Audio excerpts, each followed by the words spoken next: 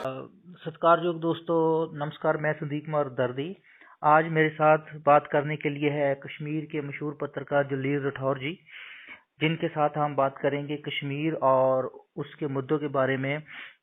हाँ जलील राठौर जी, आपका स्वागत है इनकलाबी चेतना चैनल के एपिसोड चुप्पी तोड़ो नहीं तो देश टूट जाएगा में। धन्यवाद जी। हाँ सर, आप कश्मीर के निवासी हैं और एक बड़े पत्रकार हैं, जिसकी वजह से आप कश्मीर को उस नज़रिए से देख रहे हो जिस नज़रिए से आम लोग, आम भारतीय नहीं देख पाएंगे। इसलिए मेरा आपसे पहला सवाल ये है कि 370 से पहले और 370 के बाद कश्मीर में क्या फर्क आया है?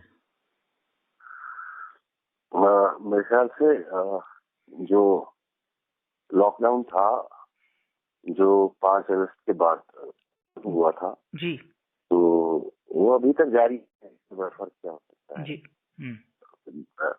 बिकॉज ऑफ एनी रीजन हमारे लिए तो इस हिसाब से कोई फर्क नहीं पड़ा है। हम लॉकडाउन में थे, लॉकडाउन में। जी।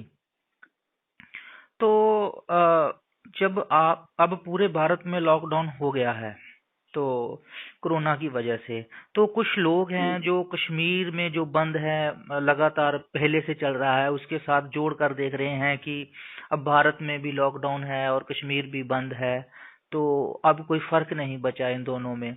तो आप इसको कैसे लेते हो? कितना फर्क है इस बंद में और कश्मीर के बंद में? आप थोड़ा विस्तार से बताना, जो कि जो लोग ये सोच रहे हैं कि बंद शायद ऐसा ही होता है जैसे भारत के अंदर है, ऐसे ही कश्मीर बंद है, तो इसमें क्या बड़ा अंतर है? एक बड़ा फर्क ये पड़ गया है कि हमारे जो भाई रहते हैं में, जम्मू कश्मीर से बाहर, उनको ये समझ आ गई कि पीड़ा कैसी होती है और पीड़ा में जीना किस तरह का काम होता है। तो हमारे लिए तो हमारे पास तो तजुर्बा था, एक्सपीरियंस थी, और इस हिसाब से हम बेहतर कर रहे हैं। जो पीड़ा हम देख रहे हैं बाहर, तो हमारा दिल बहुत दुखी हो जाता है और हम ये समझते हैं कि आगे से हमारे भाइयों का जो कश्मीर से बाहर रहते हैं, मैं भारतीयों की बात करता हूँ, उनको भी हमारी पीड़ा का थोड़ा एहसास होगा कि हम किस पीड़ा से गुजरते हैं इस वजह से। लेकिन हमारे पास जो एक्सपीरियंस है, हम ये जो टर्माइल का वक्त था, 25-30 साल होने को हुए हैं अब तक, तो ये है कि यहाँ खून खराबा जारी है, ब्लडशेड जारी है। पिछले 24 घंटों में आप देखिए कि कितना खून खराबा हुआ, कितने लोग मारे गए। तो कोरोना वायरस के जो लॉकडाउन है, पहले तो लॉकडाउन कश्मीर इम्पोज था और उसमें जो चलता था वो चलता था, लेकिन अब कोरोना वायरस की जो पीड़ा है वो सब देशवासियों को है, लेकिन वहाँ खून नहीं बहता है, यहाँ खून बहना जारी। जी। और जैसे हमारे यहाँ सरकार कहती है कि हम खाना पहुँचाएंगे, मेडिकल सुविधा देंगे उन मजदूरों को जो देश के अलग अलग हिस्सों में फंस गए हैं लॉकडाउन के दौरान, तो क्या कश्मीर में अब और इससे पहले, कोरोना से पहले जब बंद हुआ था 370 तोड़ने के बाद उसको सील कर दिया गया कश्मीर को, तो वो जो सरकारी तौर पर मदद मिलती है खाने की या मेडिकल की, और वो कुछ टाइम दुकानें खुलने लगी हैं अभी यहाँ भारत के अंदर, तो ऐसी सुविधा आपको मिल रही थी कुछ के अपने बलबूते में ही जो हो सकता है कर लो, ऐसे था कुछ? यहाँ एक ऐसी कौम है हम जी, इनको 30 साल तक बुलाया जाता रहा है और इसमें हमें वो तजुर्बा मिला है कि सर्वाइवल क्या होता है, जिंदा रहना किसको कहते हैं। तो हमारे पास ये सीख है, हमें बहुत पीड़ा होती है, बहुत शर्म आती है जब हम देखते हैं कि जो रिपोर्ट्स आती है। अभी आगरा की बात देख लीजिए आप, जानवरों की तरफ बंद किया हुआ है लोगों को और उनको जिस तरह दूर से जानवर उनको खाना फेंकते हैं, बाहर जानवर बन गया है। लेकिन हम यहाँ जीते हैं और लोगों को जीने में कोई दुश्वारी नहीं है, हमें एक दूसरे तक पहुंचाना आता है। हम ज्यादातर गवर्नमेंट पे डिपेंड नहीं है, ये हमारा तजुर्बा है और हमारी एक्सपीरियंस है। हमें इस वक्त में जिंदा रहना आता है और हम किसी को मरने नहीं देते हैं। यहाँ लोगों ने अपने जो तिजोरियां हैं उनके दरवाजे खोल दिए हैं उन लोगों के लिए जो भूखे हैं, जिनके पास काम नहीं है, जिनके पास पैसा नहीं है, आपको ये जानकर हैरानी होगी कि बाहर से कुछ टूरिस्ट आए थे, वो बंद हो गए लॉकडाउन की वजह से। लोगों ने उनको अपने घरों में बिठा रखा है। आप शायद मीडिया रिपोर्ट देखेंगे तो उसमें देखेंगे आप कि यहाँ के लोगों ने बाहर से आए हुए जो पर्यटक थे उनको अपने घरों में, अपनी फैमिलियों में बिठा के रखा है। हुई ये बात। यहाँ हर साल 5 लाख जो नॉर्थ इंडिया से लोग मजदूरी के लिए आते हैं, जिनका घर 5 लाख लोगों को अगर आप देखेंगे, क्या करेंगे, देखिए फैमिली में अगर आप 10 लाख ही ले लेंगे तो 50 लाख लोगों का रोजगार यहाँ से चलता है। तो वो लोग जो आए हुए थे उनको सब लोगों को हमने उनको नहीं भुलाया है। जब हम अपने कश्मीरियों को खिलाते हैं, जब यहाँ की जो एनजीओ हैं, इवन पर्सनल लेवल पे, इंडिविजुअल लेवल पे लोग कर रहे हैं ये काम, लोगों को खिला रहे हैं, हर घर तक खाना पहुंचा रहे हैं। यहाँ कोई भूखा नहीं सोता है, भूखा नहीं मरा है, भूखमरी से कोई न मरा है और न मरेगा। तो हम वहाँ उन लोगों को भी जो माइग्रेटरी लेबर हैं, मजदूर हैं, वो भी खा रहे हैं, वो भी मजे से, वो भी वापस जाने के लिए इतने उत्सुक नहीं है, क्योंकि उनको पता है वहाँ कुछ नहीं मिलेगा। वहाँ उनको मार पिटेगी, वहाँ उनको कैंपों में रखा जाएगा, जहाँ ठोस कर हजारों लोगों को एक जगह सोशल डिस्टेंसिंग का जहाँ कोई नामो निशान बाकी नहीं रहता है, वहाँ रखा जाएगा। उससे बेहतर वो यही अच्छे से पल रहे हैं, अच्छे से खा रहे हैं, अच्छे से पी रहे हैं। हम उनका भी धन्यवाद करते हैं, क्योंकि उन्होंने हम पे भरोसा करके वहाँ से भागना पसंद नहीं किया, चाहे कभी भी कोई पोजीशन आई। बल्कि जब आर्टिकल 370 का एब्रोगेशन ऑन कॉर्ड था, तब इन लोगों को, पर्यटकों को, यहाँ तक पवित्र अमरनाथ गुफा की यात्रा करने के लिए जो लोग आए थे, जो हमारे लिए भी बहुत माननीय यात्रा है, ये इसकी 7 साल हिस्ट्री में पहली बार है जब यात्रा को बंद किया गया। लेकिन ऐसे भी लोग हैं जिन्होंने हम पे भरोसा करके उस गवर्नमेंट के डायरेक्टिव को नहीं माना, और उनको पता था कि यहाँ कुछ होने वाला नहीं है, यहाँ हम ठीक से रहेंगे, यहाँ हमारे ऊपर कोई आंच नहीं आएगी, हमें कोई सताएगा नहीं, हमें खिलाया जाएगा, हमें खिलाया जाएगा। लेकिन बहुत से लोग ऐसे भी थे जो चले गए उस टाइम, किसी को डराया गया, किसी को धमकाया गया, कोई खुद ही यहाँ से चला गया, लेकिन अब वो वापस आना शुरू हुए थे। तो उनको मालूम नहीं था कि लॉकडाउन क्या चीज है, या क्या हो सकता है, कोरोना वायरस क्या चीज है, इसकी वजह से सारी दुनिया में क्या हो रहा है और क्या हो सकता है। तो वो लोग रह गए थे, आज आना शुरू हुए थे। किसी ने उनसे नहीं पूछा कि आप क्यों भाग गए थे चलो, और आप क्या करने आए हो। अगर आप इसको भाग गए, आप क्या करने आए हो, ये कि मतलब आपने उस वक्त हम पे भरोसा नहीं करके आप यहाँ से चले गए थे, लेकिन अब आप आ गए हो तो क्या करने आ गए, ऐसा किसी ने नहीं पूछा। और वो लोग आगे थे बेचारे, क्योंकि गरीब के लिए सबसे पहली प्राथमिकता जो होती है वो अपने घर वालों को, अपने आप को खिलाना और जिंदा रहना होता है। तो उनका रोजगार यहाँ से वाबस्ता है, तो वो तो आएंगे ही। लेकिन दूसरा पहलू इसका ये है कि यहाँ के लोग भी इतने दिल के धनी हैं। धनी एक फारसी शब्द है जिसको अमीर बोलते हैं, कि उन लोगों ने उनको वेलकम किया, लोगों ने उनको वापस कोई सवाल पूछे बगैर।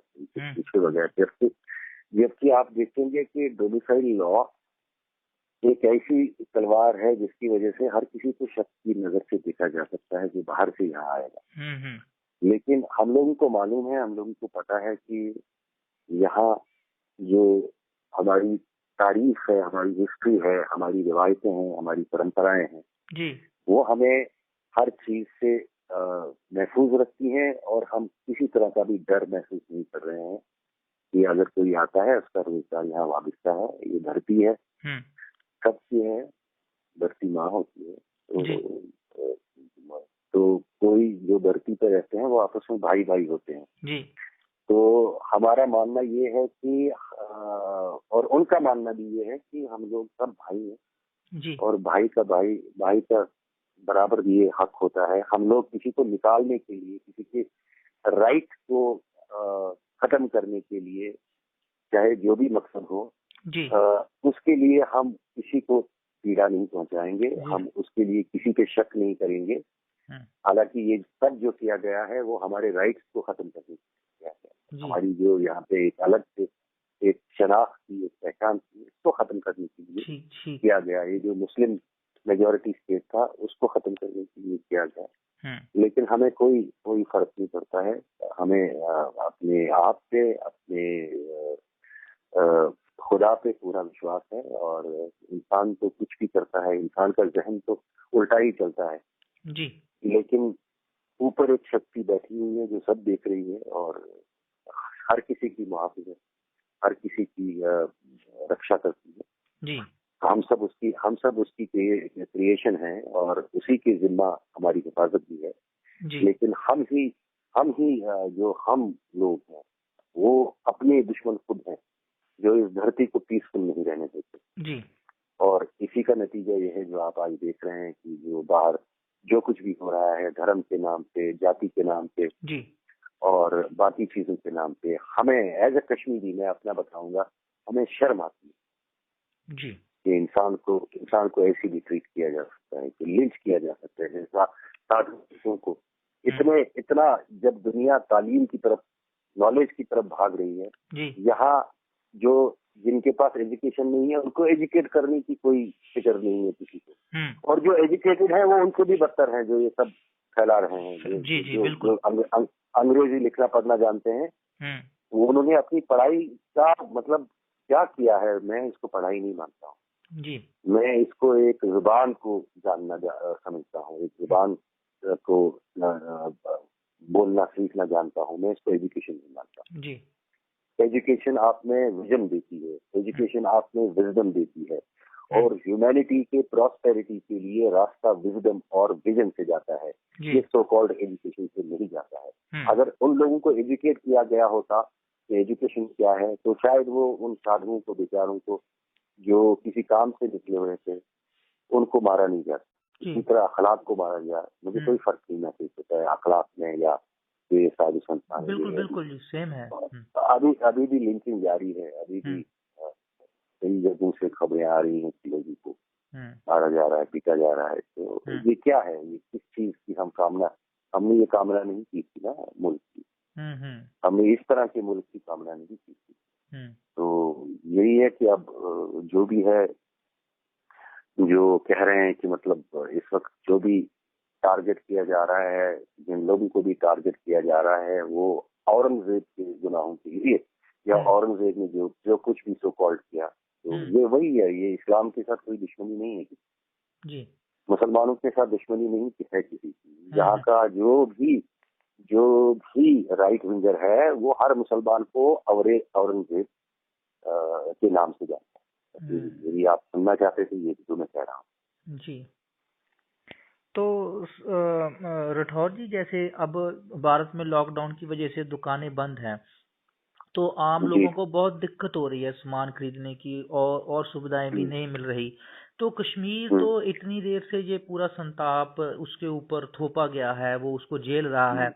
तो जो आपकी मार्केट है, जो आपकी अर्थव्यवस्था है कश्मीर की, इन दोनों में और उससे पहले बहुत डगमगा गई होगी। तो आप ये लोग कैसे मैनेज करते हैं अपनी बुनियादी जरूरतों के लिए? देखें जी, जो पहला लॉकडाउन था, जो एब्रोगेशन ऑफ आर्टिकल 370 के कॉन्टेक्स्ट में था जी, वो 6 महीने लगभग चलता रहा। लेकिन किसी न किसी तरह, अब इकोनॉमी तो हर जगह खराब होती है। मैं ये नहीं कहूंगा कि हम कोई ऐसे, हमारे पास कोई ऐसी जादू की छड़ी है कि हम इसको, हमारे ऊपर इसका फर्क नहीं पड़ता है, हमारी इकोनॉमी के फर्क नहीं पड़ता। फर्क तो पड़ता है, फर्क बिल्कुल पड़ता है, लेकिन उसके बाद जो उभरने की हमारी शक्ति है वो बिल्कुल अलग है। आप उसको नहीं समझ सकते। जो मेनलैंड है, जहाँ अभी रोना रोया जा रहा है कि इकोनॉमी का, यहाँ की जो एम्प्लॉयमेंट जा रही है, वो बड़ी हद तक तशवीशनाक है। जीडीपी तकरीबन लो लेवल पे आ गया है। तो इस हिसाब से हम चीजों को नहीं देखते हैं। हमारे लिए इकोनॉमी है कि भगवान ने जो दिया उस पर शुक्र करना, और अगर मुसीबत आता है तो उससे निकलना कैसे है वो हमें आता है। इसलिए हम इकोनॉमी पे ज्यादा गौर नहीं करते हैं। बाकी रही दुकानों की बात, या इस वक्त जो कोरोना वायरस रिलेटेड हमारा लॉकडाउन है, इसने एडमिनिस्ट्रेशन ने भी अच्छा काम किया है यहाँ। हम मैं समझता हूँ की ऑनेस्टी नहीं होगी, ईमानदारी नहीं होगी। यहाँ की एडमिनिस्ट्रेशन ने बहुत अच्छा काम किया, जो भी, हालांकि जो वहाँ हाल है वो यहाँ भी है। यहाँ पीपीई नहीं है, जो लोग इसमें कोरोना के साथ काम कर रहे हैं, डॉक्टर्स हैं, म्यूनिसिपैलिटी है, लेकिन जैसे तैसे भी है, शिकायतें ज्यादा नहीं है, जिस तरह भी है काम हम लोग चलाते हैं। और इसके अलावा जो एडमिनिस्ट्रेशन की तरफ से यहाँ की लोकल एडमिनिस्ट्रेशन है, मैं कश्मीर डिवीजन की बात करूंगा, तो मेरे ख्याल से बेहतरीन से काम कर रही है पुलिस प्रशासन भी, और बाकी जो लोकल एडमिनिस्ट्रेशन है, इस हिसाब से ठीक तरह से काम कर, जितने रिसोर्सेज अवेलेबल हैं उनको सबको यूज किया जा रहा है जी। और बाकी जो हम लोग खुद ही करते हैं, हमारे पास इतनी शक्ति है कि हम अपने लोगों को पाल सकते हैं जी। तो सर, जो आप ये अपनी शक्ति की बात कर रहे हो, या आप ये कह रहे हो कि हम सरवाइव कर जाएंगे, हमने सीखा है, तो इस शक्ति में और सरवाइव करने के बीच में जो आम भाईचारा होता है जनमानस का, वो मजबूत होना बहुत जरूरी होता है। तो आप उसके बारे में क्या कहना चाहते हो एज ए कश्मीर? मैं कश्मीरी होने के नाते अपने जो भाई इंडियंस को मैं कहूँगा, जो बाकी राष्ट्र के लोग हैं उनको कहूँगा कि ये जो इस वक्त जो आपदा आई है, आपको अभी एहसास नहीं है कि ये क्या चीज है, और आगे चलकर जो भी मतलब अभी सरकार कदम उठा रही है,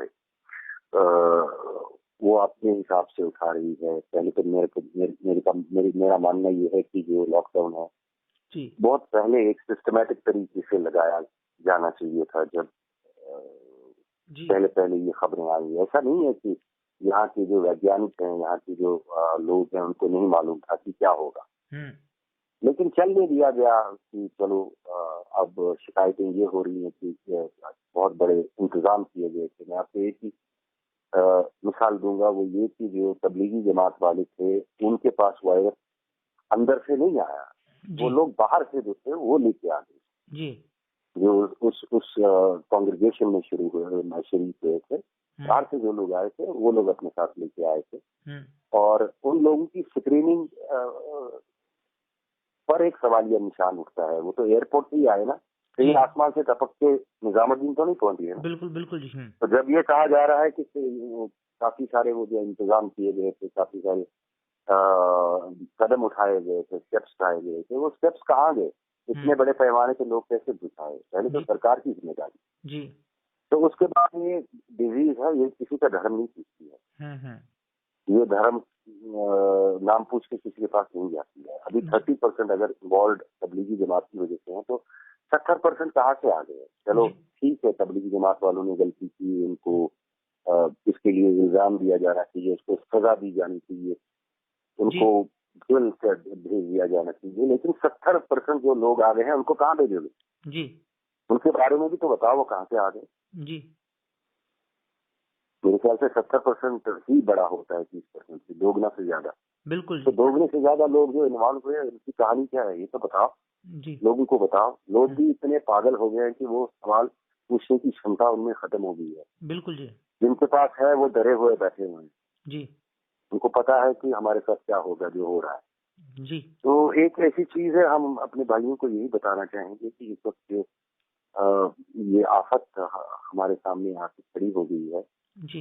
इसमें जो, जैसे कि प्रधानमंत्री जी ने कोरोना बताया था, कोरोना के बदले में बताया था कि हम कोरोना से इसको जीत जाएंगे, तो वो रखो अपने आप में जी। वो कम से कम अवामी सतह पे अपने दिलों के अंदर प्यार रखो जी, अपने दिलों के अंदर दूसरों के लिए नफरत मत रखो जी। मैं ये नहीं कहूँगा कि सिर्फ माइनॉरिटीज के साथ नफरत मत रखो। वो ये रहा है कि जो पेशेंट्स हैं, जो पॉजिटिव हैं या जो आइसोलेशन में हैं जी, वो काफी पीड़ा में है, उनको हमारी पीड़ा की जरूरत है, हमारी हमदर्दी की जरूरत है जी। हम अगर उनको हमदर्दी भी ना दे सके, नफरत भी ना दे जी, बिल्कुल ठीक है, उनको भी जीने का उतना ही हक है जितना हमें है। क्या पता हमें भी हो सकता है कल, ऐसी तो कोई बात नहीं कि हम गारंटी लिख के आए हैं।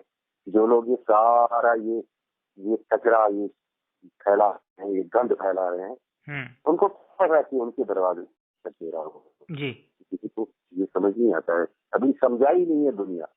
अभी रोज नई बातें आती हैं इसके मुतालिक, अभी कोई ये फाइनल डिसीजन पे नहीं आ गए हैं, कंक्लूजन पे नहीं आ गए हैं साइंसदान या जो भी वैज्ञानिक है कि ये चीज क्या है। ये रोज अपने रंग बदलती है। तो कभी आपके दरवाजे पे आए तो समझ लीजिएगा कि आपके साथ ही आप उसी व्यवहार के हकदार हैं जो अभी आप दूसरे पीड़ित लोगों के साथ कर रहे हैं। जी जी जी।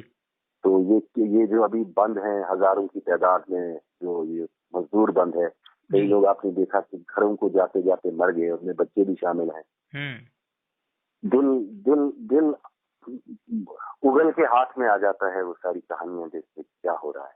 बिल्कुल। तो सरकार पर ज्यादा भरोसा ना करें। ठीक है, सरकार का अपना काम है, कैसे कर रहे हैं कैसे नहीं कर रहे हैं तो हिस्ट्री उनको तोलेगी उसके लिए आगे। तो लेकिन इतिहास में सब कुछ लिखा जाएगा और सब कुछ अच्छा होगा वो भी लिखा जाएगा जी, बुरा होगा वो भी लिखा जाएगा जी। लेकिन लोग जो हैं, जो जनता है जी, उसकी भी हिस्ट्री लिखी जाती है।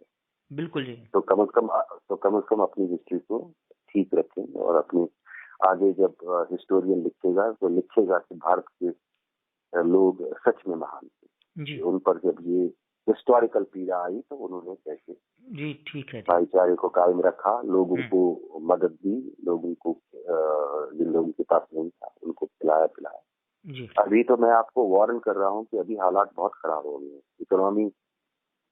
इकोनॉमी तो अलग बात है, उभरने में साल हर साल मेरे ख्याल से मैं अपनी जो मेरी है 50 साल से कम का अर्सा नहीं लगेगी। यहाँ हालत बहुत खराब हो जाएगी जिस तरह से चल रहा है। तो इसलिए जरूरी है कि इस बात को ध्यान में रखा जाए कि आपस में भाईचारा रखा जाए, एक दूसरे की मदद करने का जज्बा रखा जाए। तो इकोनॉमी तो बेहतर होगी, चाहे देर सवेर ये तो बेहतर होगी, लेकिन जो ह्यूमैनिटी पे एक सवाल खड़ा हो गया इस वक्त जी। तो ये हमें उस पंडे में फेंक रही है यहाँ हर कोई चीज बोला जाता है। तो ये मेरी यही गुजारिश है कि सब लोग इस वक्त अपने आप को धैर्य से रखें और एक दूसरे की मदद का जज्बा, मैं एज ए कश्मीरी तो यही जानता हूँ कि एक दूसरे की मदद क्या करना होता है जी। तो इस वक्त बहुत जरूरत है बाहर भाई बहनों की जो पीड़ा में है, जिनको जरूरत है मदद की, उनकी मदद की। तो ऐसा नहीं है कि यहाँ लोगों के पास पैसा नहीं है, बहुत पैसा है जी। हाँ, वो लोग अभी अपना वो नहीं खोल रहे हैं, अपनी तिजोरियां नहीं खोल रहे हैं जी। जो अमीर लोग, यहाँ गरीब लोग 90% है, 10% लोगों के पास सारा पैसा है, सारी जो पूंजी है वो सिर्फ 10% लोगों के पास है, वो भी नहीं खुल रहे हैं जी। तो अगर वो खुलेंगे तो आपके पास ये सवाल ही रहेंगे कि इकोनॉमी का क्या होगा, गरीबों का क्या होगा। बस वो 10% लोगों के दिल खुलने के बाद जी। तो सर सिर्फ दो आखिरी सवाल बचे हैं। तो एक तो मैं ये पूछना चाहता हूँ कि जैसे लखनऊ में या और दूसरे हिस्सों में जो कम गिनतियां हैं, जैसे मुसलमान या और भाईचारे हैं, उनके ऊपर तशद्दुद हो रहा है कि अब हालात ऐसे हो गए हैं कि जब हिंदू बस्तियों में किसी ने सब्जी बेचनी है तो वो सब्जी वाले बगमा झंडा लगाकर सब्जी बेच रहे हैं। तो क्या जब कोई लेबर आती है जो मुस्लिम नहीं है, अदर कम्युनिटी के हैं, जब वो कश्मीर में आते हैं तो क्या उनको भी ऐसे ही देखा जाता है जैसे भारत के दूसरे हिस्सों में देखा जाता है कि ये मुसलमान है, हम हिंदू हैं, हमारी गिनती ज्यादा है, तो उनको बगमा झंडा लगाएंगे तो उनकी सब्जी खरीदी जाएगी। तो क्या यहाँ भी कुछ ऐसे है कि पूर्ण तौर पर भाईचारा है? नहीं, अभी भी पूर्ण तौर पर भाईचारा है। हाँ, है और रहेगा। ये सबसे बड़ी थपेड़ है उन लोगों पे जो बाहर ये काम कर रहे हैं जी। अरे क्या करोगे तुम ऐसा करके जी। 30% तुम्हारी माइनॉरिटीज हैं, कितनों को मारोगे, कितनों को भूखा सुलाओगे, कितनों को क्या करोगे, ये नहीं रहने वाला है, वहां भी नहीं रहने वाला है। ये इस वक्त सब लोग डरे हुए हैं, सहमे हुए हैं, एक ऐसी आइडियोलॉजी चल रही है जिसके तहत सब हो रहा है। हमें भरोसा है मेजॉरिटी ऑफ लोगों पे, जिनमें इस चीज की, जिनमें अभी इंसानियत बाकी है, जिनमें धर्म बाकी है। धर्म कहते हैं, धर्म इंसान पैदा होता है गोश्त का लोथड़ा, जी दुनिया में आता है, तो धर्म उसको इंसान बनाता है। जी तो जो असली धर्म है, जो असली मैं तो इनको सबको अधर्मी मानता हूँ ये लोग। मेरे हिसाब से इनमें धर्म नहीं है। और एक सच्चा मुसलमान और कश्मीरी मुसलमान होने के नाते मैं आपको ये यकीन दिलाता हूँ कि यहाँ ऐसा कुछ नहीं चलता है और न चलेगा। यहाँ सब लोगों को बराबर मानते हैं। हम इंसान की नजर से देखते हैं, हम उसका धर्म नहीं पूछते हैं। अगर हम धर्म पूछे होते तो आज इतना हालात खराब है यहाँ पे, जो जिसका डंडोरा पीटा जा रहा है कि यहाँ कश्मीर में वो नहीं है। लेकिन आप मुझे बताओ कि आज तक एक भी जो बाहर से आया पर्यटक आया या जो मजदूर यहाँ पे 5-10 लाख के करीब है, गवर्नमेंट फिगर तो 5 लाख है, लेकिन मेरे हिसाब से उससे कई गुना ज्यादा है। तो एक भी मिसाल बताइए कि हमने यहाँ आने वालों को बाजू पे सबज पट्टी बांधने को कहा है कि हम देखेंगे कि मुसलमान कौन है। ठीक है। तो ये वही बात हुई ना कि यहाँ पे हम लोगों को सबज पट्टी बांधने के लिए कहें, जो वहाँ हो रहा है। तो क्या ये ठीक होगा अगर हम यहाँ आने वाले मजदूरों को बताएंगे कि आप अपने बाजू पे ये निशानी लगा लो कि आप मुसलमान हो, तब जाके काम मिलेगा? ऐसा हुआ है इन 30 सालों में? कोई मिसाल मिली है? कभी कोई उदाहरण सामने नहीं यहाँ आया। पंजाब से कितने लोग आते हैं मेरे घर में? मेरा घर बनने में पंजाबियों ने काम किया, सिखों ने काम किया। आज भी मेरा जो कारपेंटर है, 6 साल हुए मेरे काम बंद हुए यहाँ पे, मेरी कोठी पे। लेकिन आज भी जब वो आते हैं यहाँ तो मेरे बच्चों को अपना वो जहाँ से वो सरदार जी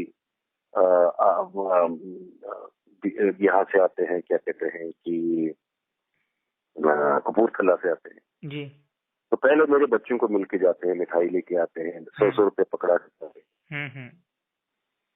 तो ये इससे आप देखते हो कि यहाँ क्या चलता है, यहाँ क्या नहीं चलता है। जी। आज भी अगर मुझे रखवाली करनी हो घर की तो मैं को ही बुलाऊंगा, काम में जाके दूंगा, यहाँ बैठो।